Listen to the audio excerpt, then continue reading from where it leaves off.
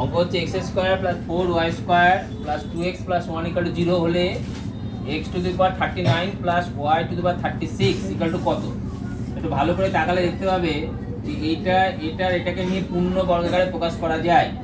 তাহলে x এর whole square plus 2 into x into কত 1 প্লাস 1 এর কি হোল স্কোয়ার, আর এইটা 4y স্কোয়ার লিখলাম 2y এর হোল স্কোয়ার ইকুয়াল টু কত 0। এটা কার সূত্র? x প্লাস 1 এর হোল স্কোয়ার প্লাস 2y এর হোল স্কোয়ার ইকুয়াল টু কত 0। তাহলে দুটো রাশি তার বর্গের সমষ্টি ইকুয়াল টু 0 যদি হয় তাহলে x প্লাস 1 সমান কত 0 লিখতে পারি, বা x সমান কত -1 আর 2y সমান 0, বাট y সমান কত হবে 0/2। কোনো সংখ্যা 0 কে কোনো সংখ্যা দিয়ে ভাগ করলে অলওয়েজ 0 হয়। 0 কে কোনো সংখ্যা দিয়ে ভাগ করলে 0 হয়, কিন্তু কোনো সংখ্যাকে 0 দিয়ে ভাগ করলে হয় অসংজ্ঞাত। মনে থাকবে কি বললাম? অসংজ্ঞাত।